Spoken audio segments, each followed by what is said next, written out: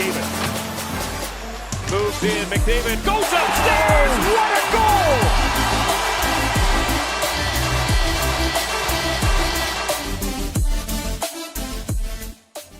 Hey guys, how's it going? It's Etanyos here. Welcome to episode number 36 of this NHL 21 Edmonton Oilers Franchise Mode here in Oil Country. If you guys have missed any episodes up to this point, make sure that you go up into that top corner of the video right now. Click the card. It will send you to an entire link of the playlist so you can get caught up on whatever you have missed. Also, if you do enjoy this video, please go down below, consider dropping a like. Also, subscribe to the channel if you're new and haven't yet. We're trying to hit 1,200 subscribers. And also don't forget to turn on that notification bell so you never miss when these uploads come out. So guys, last episode, the Edmonton Oilers were able to win the Stanley Cup. It's been a while, to be honest. It has taken the Oilers a long time to get to this point. It's been, 3 seasons in between, 4 years since they won the Cup last. And we did go back-to-back there, so who knows what's going to happen here in this upcoming season. But back-to-back President's Trophy winners, too, is always a good thing. And then we did win the Clarence Campbell, obviously, and then Florida with the Prince of Wales. For individual awards, Austin Matthews is your Art Ross winner. He also wins the Hart. The Norris goes to Hughes. Kyler Yamamoto wins the Lady Byng this year, so good for him. Haynes wins the Calder there. The Conn Smythe went to Leon Draisaitl. Surprisingly, I think McDavid kind of got robbed from that, but it is what it is. Carter Hart with the Vezina, and then Hart, and I guess was just Hart with the Jennings as well. Vakanainen wins the Masterton. Portland's coach wins the Jack Adams. Bo Horvat wins the Selke in Philly this time. And then Matthews with the Lindsay, and Audette with the Maurice Richard there. So there you go. That's your awards. As far as the draft goes, guys, I think I got some prospects picked out here, but everything is kind of set up. I was surprised Draisaitl won the Conn Smythe. I think it's just based on he was only 2 points behind McDavid with the extra year in hand at 34 years old. He's just absolutely insane. Never mind the 107 points there too that he had this season, career best. So yeah, he's still here for sure. Draisaitl's been playing fantastic, but we are going to get into the draft. After that, we have some difficult contracts to deal with by the looks of it. So yeah, Puljujarvi is wanting like a $10 million deal. As you can see, the 10.175 asking price is going to be difficult to match for the Oilers here. Lavoie wants a ton of money. We can't pay him that much, even for the one season. Roberto Wyman is actually pretty cheap, $4.5 million. We'll definitely be paying that, or somewhere around there. Keith Spencer wants 1.6, which is very doable. Same with Danny Wesley. He's cheap. Aaron Coburn is looking at 2.3 million. Okay, so I don't know how we're going to pull this off. We're going to have to make some kind of move here. I don't know what that move is going to be exactly, but we're going to figure it out, and we're going to get this team sorted. So as you can see, not a lot of huge contracts in the bottom half of the team. It's really just McDavid. Makar is expensive, to be fair. McDavid, Makar, Draisaitl, Eves, all those guys are on $9 million contracts, which is expected. But at the same time, they're actually pretty good deals, to be fair. So yeah, I'm just trying to figure out how we're going to balance everything else out here. What moves we're going to have to make, because I get the feeling Moreau's might be gone. We might try to trade him because he doesn't fit the top 6 too well. Never mind that he is also a playmaker, which is not what we're looking for. We're looking for, I would think Ribeiro could possibly move up to the first line, and then we could move, Eves down to the second. That could be a possibility moving forward with this team. The only other thing I can think of, I don't know if I can think of anything else, honestly. I'm kind of grasping at straws here for what we're going to do to pull everything off. Stuart Skinner, that could be another contract because we have Zykov as a backup. So here, I want to show you guys the players I'm taking a look at. So I've got them pinned out here because we're not going for a top pick this year. Our highest pick would be Halvardson, a two-way forward. He is NHL ready, which is nice. But yeah, Christian Halvardson would be our top pick at 25 if we can manage to trade up. And then besides that, like Binnington and then Vignetti, I would assume. This guy I'm interested in, Austin Krog. We don't have a scheme fit or anything, but B+ or B shooting. And I don't know. I've just got a good feeling about him because I saw him pop up there as a gem when I sorted it. I was like, you know, around pick 100, we have a pick right around there. Why not risk it, right? So let's advance a day, get through this NHL entry draft, make some moves to move up in the draft a little bit, and get going on this. So let's take a look at what we have for options here. So we're looking at pick 25. If we can get it. Not great. Okay. So I'm thinking we might just trade up a little bit earlier. I think I was looking at this before. I'm thinking Detroit might be the team that we could try and trade for. I just want these 2 picks from them. Mainly based on the fact that we kind of need to get rid of some assets here to gain some assets. So what I'm thinking is, okay, let's go Svensson because he's fairly high valued still. We toss Svensson. Who else did I want to toss in here? Moreau, Edwards. Maybe Galchenyuk. That's a lot of players. That is overkill, in my opinion. I think it is too much, but I just want to get a deal done here. I think that should go, but we will see. Okay, nice. All right, so that goes through. I'm actually pretty happy with that. And then who is a team that's kind of been bad over the last little bit? I'm thinking, well, who's got a top end pick in the draft here? Philly. Maybe let's go with like a Pittsburgh or Dallas, maybe. Somebody along those lines. I was looking at this Vigneault, Vigneault. I don't know if I'm saying it right. This guy, the sniper anyways.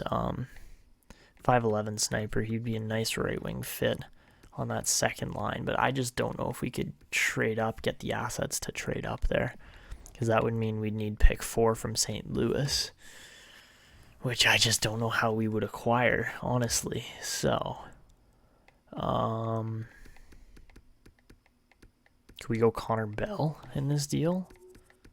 Go like a Connor Bell plus Jesse Puljujarvi kind of thing? I don't think it would be enough. Yeah, there's no way. There's just no chance that goes through. Yeah. Okay. Puljujarvi and 2 firsts. Okay, come on. Give me something here. Oh, it was the second first. Okay, so we got a huge deal there. Now we don't have to worry about Puljujarvi getting re-signed, but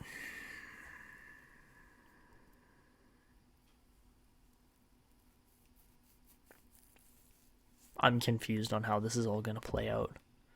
This is going to be very interesting now that we've got the 4th overall. If they take Vigneault 3rd overall, okay, I was like, man, if they take Vigneault, I'm going to lose it. Anyways, so now the Oilers have got another pick here in the top 4 that I was not entirely expecting, but Mario Vigneault, sorry, had 98 points in 68 games. Quite a few power play goals, quite a few game-winning goals. So I like where his shooting touch is. I think he's gonna fit the first line better. I'm hoping so, anyways. But we will see. Balance, cycle, balance, overload. I mean, he would fit the first line still. It's just not the greatest overall. So let me just take a look. I want to look at McDavid's play style. I think it's carry, cycle, efficient, balanced, to be honest. Yeah. carry, shoot, efficient, balance, and balance, cycle, balanced is still going to be pretty decent. I think that's what Draisaitl's got, though.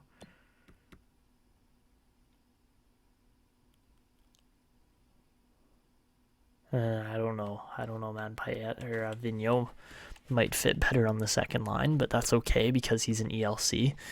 So he's going to be a good player either way, but I'm more just worried about, I'm happy we got that pick for those assets, but at the same time we do need to make a couple more trades here quickly before I actually get into any of this. So I want to get rid of our last 3 picks, and I want to get rid of Stuart Skinner. So we are stripping things back a little bit here.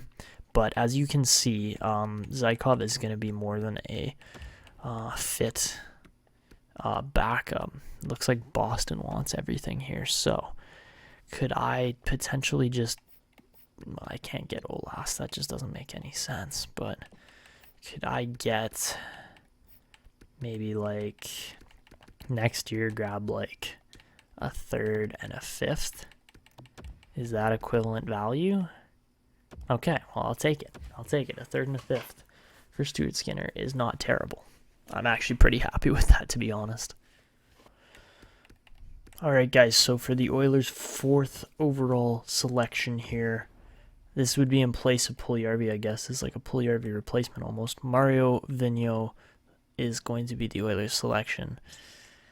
Out of the Sherbrooke Phoenix, he is an 81 overall, so not shabby at all. That is a really decent pick. Great shooter. I'm glad we traded up for him. He is going to be a sick player in the future, and I mean, you guys will get to see him develop on like a slower timeline kind of thing, but he's still just going to be awesome. I'm really glad we actually traded up for him. Because honestly, I did not have him picked out at all. I did not think we were going to be drafting him. But we got pick 18 in here too. Ooh, Fucali. Okay, Daniel Fucali is actually a pretty nice player too. Some interesting picks in here, but oh, okay, we actually got some of the better picks there. Not bad. Yeah, I think we might have gotten the second best player in the draft there, honestly. I think we played that quite well. But for the next pick, we are going to go with Christian Halvardson, NHL ready. That's why I'm taking him over a bunch of other players. And he is a 79. Okay. Talk about some first-round steals, man. These are great picks. And these guys can honestly go right into our team. They are NHL ready. And I am hyped about that. We got some awesome players. So let's see who else actually had a good first round. I would say the Sharks did. They had a pretty good pick there.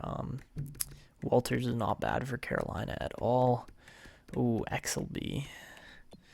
Nice pick there by the New Jersey Devils. And looks like, was that like Spencer Roach's brother drafted end of the first round there? It kind of looks like it. Is it like Connor Roach or something like that?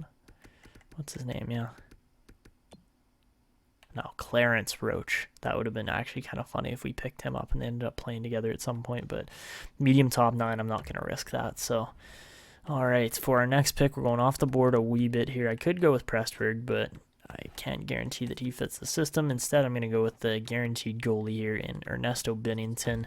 We were watching him from the start of this draft. And 62 medium elite, not bad. So our second medium elite of the draft already. And that's just by the end of round 2. So yeah, I'm pretty happy with how this draft's gone already. We got a couple really good players. Low elite and Fukufuji. Yannick was a decent player. Marshall, Lego, Jermaine. Pressburg was a good player too. Pilar was good. Wow, okay. Yeah, definitely lots of good players in here in the second round anyways. Kudobin was a low elite grinder. Pilar was a 65 defenseman. He's actually a pretty darn solid pick, but Pressburg was kind of the pick there, I think, out of that round as far as age, overall potential, those things go. When combined, I think he was the pick. So for the next pick, again going off the board, I had a guy pinned out here. Yeah, that's who it was. Aiden Vignetti, I believe is how you say his name.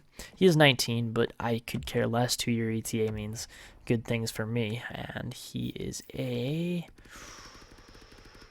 71. Let's go. 71 overall, man. These have been some great picks so far. I think this is going to be one of our best drafts ever if we can keep this going. But yeah, holy crap. He also had 78 points in 72 games with Everett. Oh, he was no way. He was one of Russ Ribeiro's teammates. That's actually awesome. Okay, I'm glad we picked him up because him and Ribeiro might actually click together. I mean, apart from that, they're both power forwards. Ooh, low elite and dice. Plastic there was a medium starter. Any other good picks in here potential-wise? Yeah, Varacas, however you want to say it. Medium elite goalie. Same with Repic. Another medium elite goalie. So yeah, definitely some elite goalies in round 3. That is a fair call, I think. But I'm really happy with our first 4 picks here. Next, see, I could just go with a guaranteed starter, but I was watching this Krog guy, and even though it says 4-year ETA, I think he might be better than that. Lots of penalty minutes, but when you're hauling that much ice time as a 19-year-old, I'm going to assume that you're the top pairing defenseman and that you might actually have some potential, especially with the gem. I've had gems turn out before. It doesn't always happen, but I'm going to take the risk here. Austin Krog, welcome to the Edmonton Oilers, and he is we don't get to see. Austin Krog is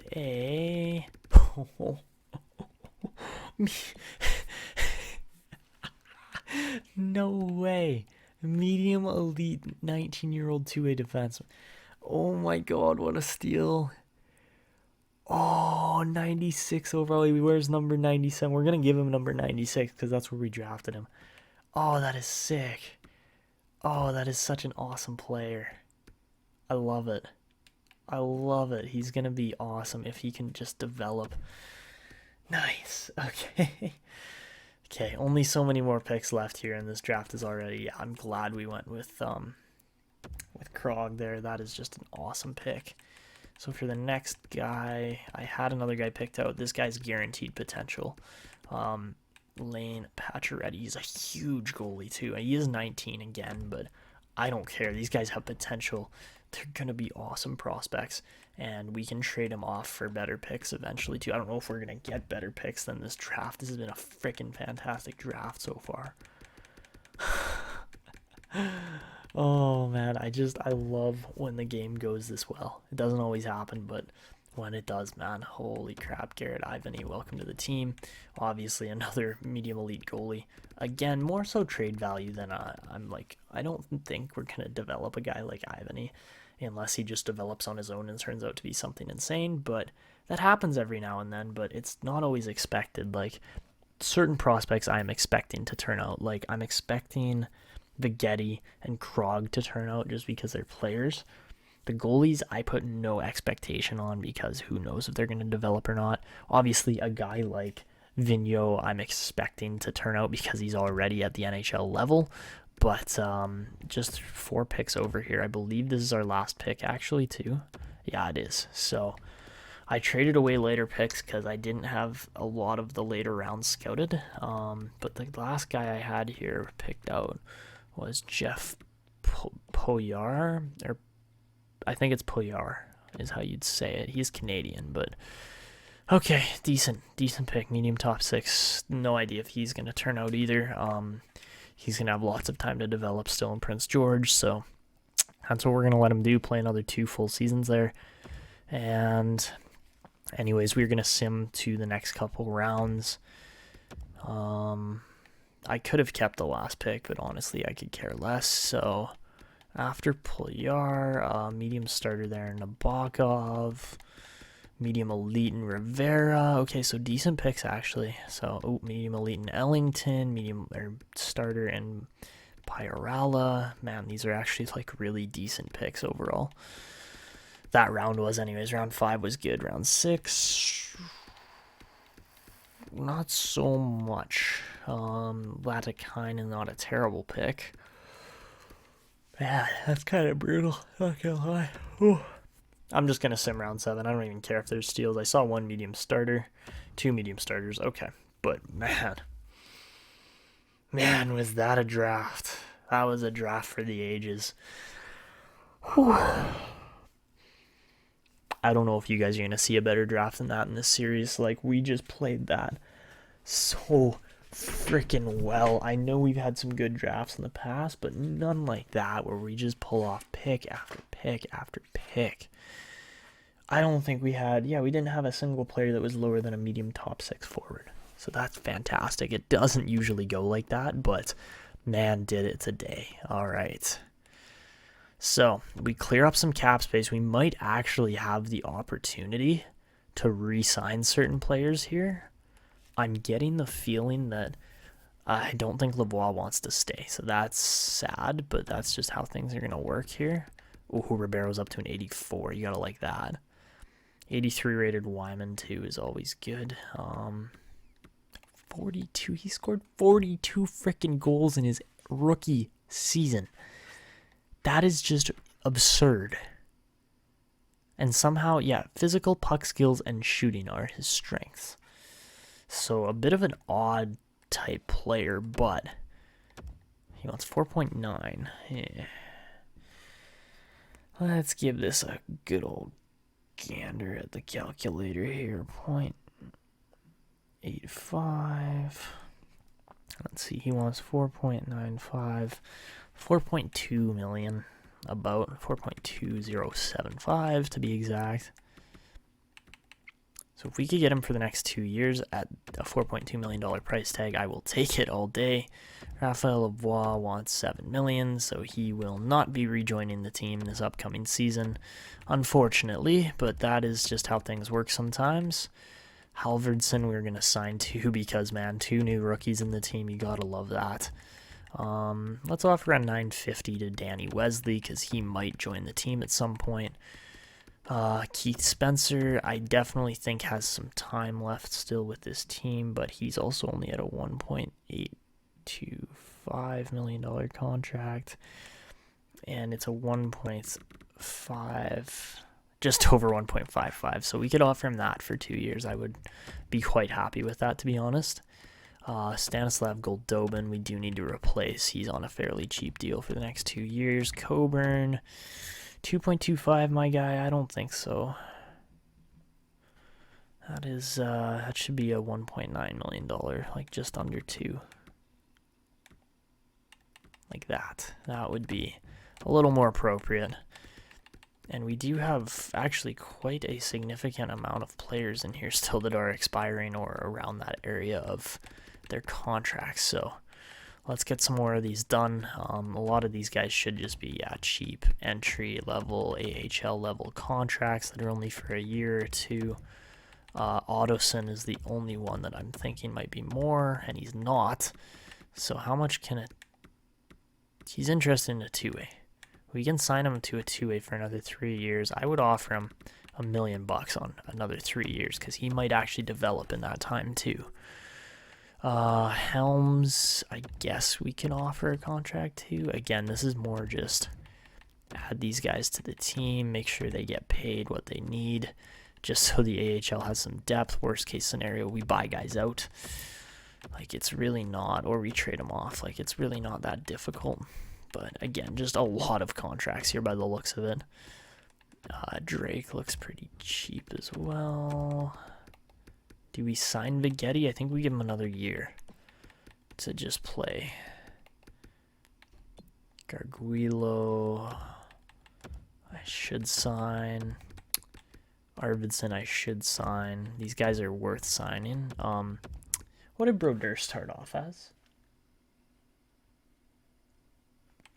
Shoot. Okay, we picked up Brodeur as an 80. Not an 85. We picked him up as a 55 overall, guys. He was a 55 overall last year. Simon Brodeur could potentially turn into something scary here, if things go well for him anyways. As far as goalies go, we have to offer Vic Pisani a contract, especially when you make 2,000 saves as a goalie in a season. He was just crushing it in Sarnia, and I hope he can come over to the AHL and crush it too. That would be awesome. I don't know if it's going to happen, but let's just give all this a gander here, see what we can do. So, What big contracts did we actually offer? We offered a $4 million to Wyman. So, even if Lavoie doesn't want to sign, I don't think we're going to offer him that much because he is not worth $8 million. So we might let Lavoie just expire for now and then bring him back into the team as our left winger on that second line. That might be the option or the play here. So let's just advance a day or two, see what happens. So Ottoson, Vigneault signs, Halvardson signs, Coburn rejected. Okay, Coburn rejected. We get Beach, Garguilo, Fenton, Wesley, Heikkinen rejects, Helms joins, Matsumoto, Drake, Wyman rejects for the cheaper offer, which I don't appreciate, but that's okay. Novak joins, Robertson does not, Zykov joins, Josefson, Spencer, Goldobin, Arvidsson, Pisani. Okay, so the only contracts that didn't get signed were the ones where I decreased the value slightly for what the players were expecting, which is, understandable. Can we just do a $4.5 million for 3 years? Come on. You gotta sign that, Wyman. Like, I get it, you scored a bunch of goals, but you gotta sign it still. I mean, worst case scenario with Coburn, we can just qualify him, so not so worried about him. Is Heikkinen saying there's too much competition? Because honestly, there might be still. Let's see. So we got 1, 2, 3, 4, 5, 6, 7, because Goldobin's going to be in there too. Wesley, I don't know, man. I don't know what's going to happen there with Danny Wesley. Then we got 1, 2, 3, 4, 5. Koroliuk shot up pretty good from a 64. Yeah, there is a lot of defense in here still. If anything, I would be scratching a guy like Zadorov. Yeah, Heikkinen makes sense to actually release him, so he's going to be gone. Honestly, I'd almost say the same for Josefson, too, if he wasn't like our best kind of minor league defenseman. And then goalies were good. Yes, goalies were good. Okay. Nice. Okay, we're set up really well still as a team overall. I just need Wyman to sign his contract, and then we need to get Lavoie back. So if Wyman does sign the $4.5 million. So I think that's all we're going to do for now. We're going to jet over to free agency, try to get Lavoie back. Hopefully he's not expecting $7 million again. Because, yeah, that's just not going to work for me. So we're going to get those two guys off the block because I kind of want them to play in the team. And let's see, for free agency, is Lavoie going to be a little bit freaking cheaper here? He should not be $7 million. Yeah, he still wants 7, of course. Of course you do, Raphael. Max I can offer is 7.6. I think we're just going to wait him out here for a bit. And honestly, if we sort by power forwards, I mean, Lavoie is one of the few power forwards in here. But who else is even around? McCartney seems like a way cheaper deal for forward line too, man. Angelo McCartney actually looks half decent. He put up, what, 50 points? Yeah. Okay, so McCartney at $5.3 million is a pretty decent deal. When you compare that to Lavoie's, okay, never mind. He did have a lot of points. He had 61. But there is just a simple difference here. I don't think we want Anthony Mantha at that age. That's not going to work so well. Or Mark Stone. Yeah, that's just a no-go, I would say. What about, are there any low elites that we could potentially steal in here? This guy, Martikainen. Never heard of him, but could be a decent pickup. Is he a playmaker? Oh, he's a two-way forward. You know what? I'll offer him a deal, even though I don't think we have we don't have too many spots left. Okay, are there teams interested? Doesn't look like it.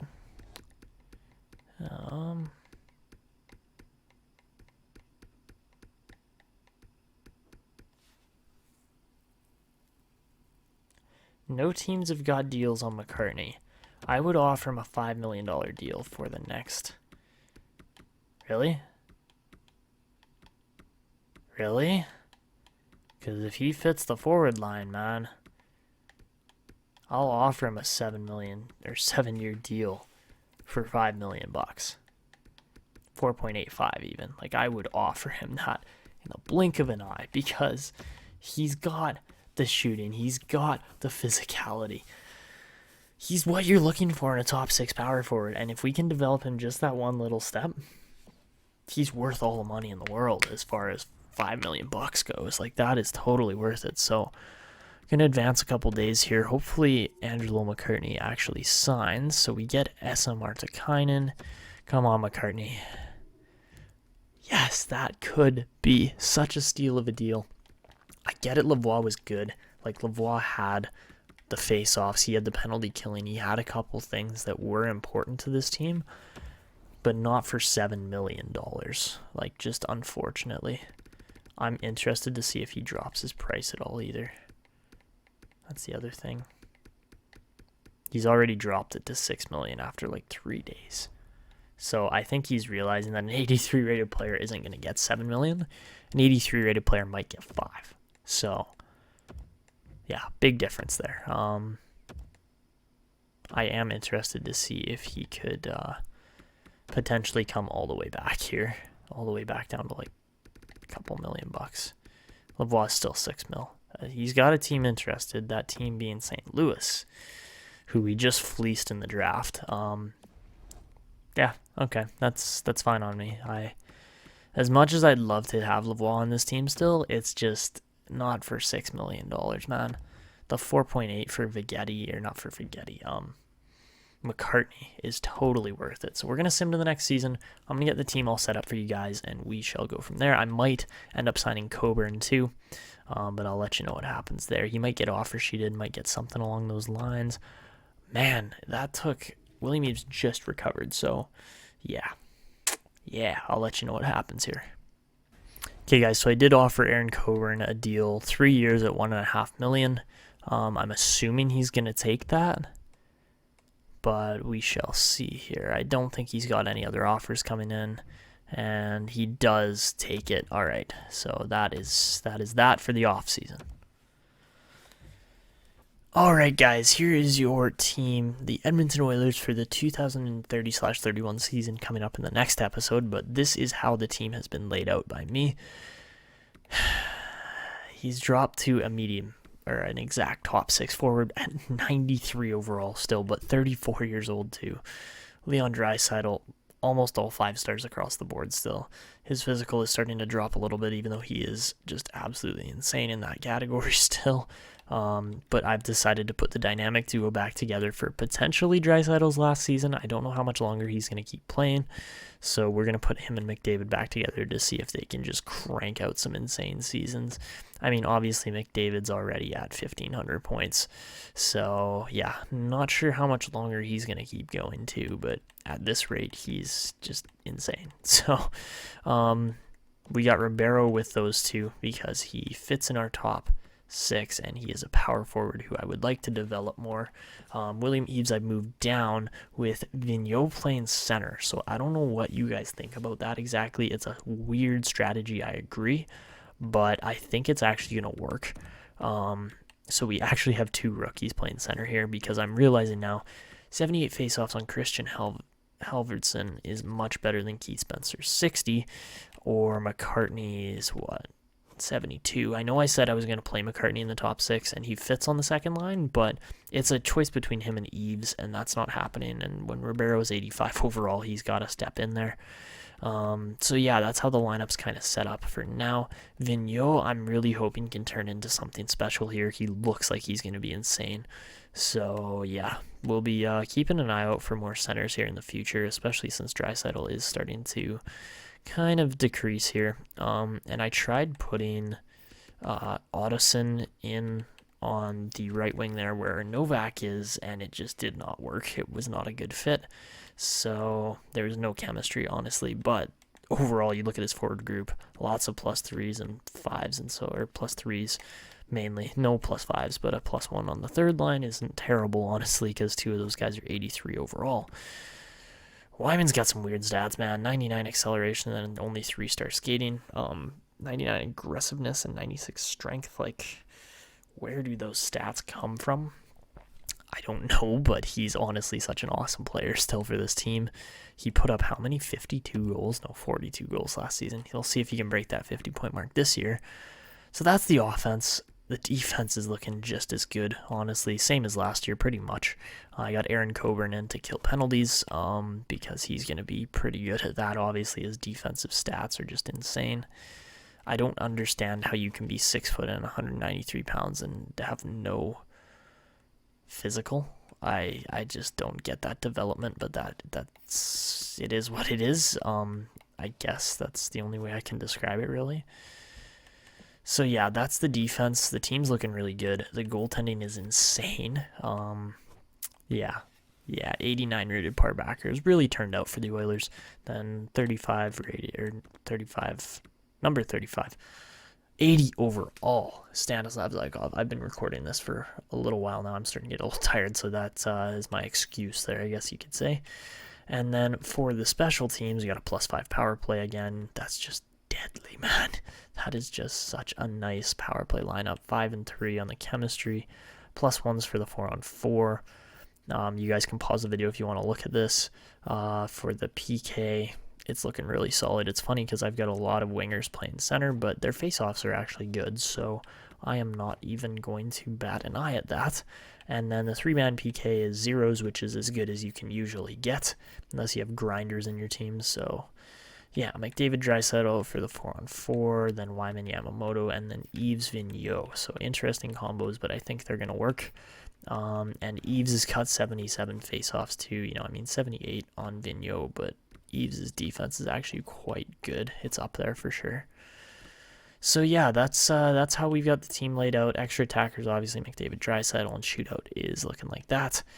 So that is how this team is set up. I do want to show you guys the AHL team too, because they are looking pretty good over here. +3 on the third line, 0s in the top 6, but I could care less. They're honestly pretty high-rated AHL players still. Good enough to be in the NHL. A lot of these guys is how I would describe them anyways.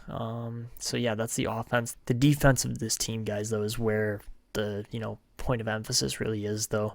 Altschul and Niedermacher are +3s. Koroliuk, who's up to a 71 now, by the way. He's looking fantastic, and he could make the NHL in another year or two. Koroliuk and Arvidsson, who's an offensive defenseman we got in the 6th round, are both at a +3, and then Zubov, Stepniak, again, +3s, just because they fit the system. I've got all the special teams planned out there. They really weren't that great, to be completely honest, but that's just how things go sometimes. So yeah, that's the AHL team for you guys. The goaltending is actually pretty decent down here too. Barkov is looking like he's going to be a solid stand-in as a 7th round pick too. And then Vic Pisani, hopefully we're going to develop here pretty quickly. So anyways, guys, that is it for the team. I do just want to go through, show you guys our new players, because we do have a couple of them. And then I think that's where we're going to wrap up the video. So I want to show you what these guys look like. Mainly the new rookies we drafted. You guys have seen Wyman, Ribeiro. You know what they look like on screen because of the playoffs, but the new guys in Vigneault and Halvardson I want to show you. Alright guys, so this is Mario Vigneault. Honestly, kind of getting some Phil Kessel type vibes from him, just based on the, kind of no-toe there, roll or 4-roll gloves, and close to number 81, honestly. So yeah, Mario Vigneault, kind of hopefully going to be the new Phil Kessel, except if we can get him playing center too, I think he's going to be awesome. So yeah, that's our one rookie. I think he's going to be pretty spectacular if he can get on a roll with Yamamoto and Eves. And then the other guy we got here is Christian Halvardson. You guys just saw me draft these two guys, and I hope they're going to turn out. And this is Christian Halvardson, guys. I'm just going to go in and double check that he's actually got a beard set here. He's got the mustache by the looks of it.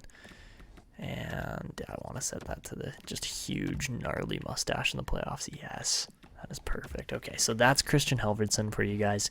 Number 42 I'm going to go and set him a Selly too, because we don't always do that with players, and I do want to do that. Let's go with Paddle. I like the kayak one, yeah. Alright, so yeah, that's Christian Halvardson, number 42. Should be a pretty good depth player for the Oilers, and I think he could turn out for sure, especially since he's only 18 and he's going to make the roster this year. So yeah, that is the Edmonton Oilers for you guys. I hope you guys enjoyed this video. This is where we're going to wrap it up. So if you guys did enjoy, make sure that you go down below. Consider smashing that like button. We're trying to drive more traffic to this channel and eventually hit 1,200 subscribers. Also, if you guys haven't yet, make sure you go hit that subscribe button, and also don't forget to turn on the notification bell so you never miss when these uploads are coming out.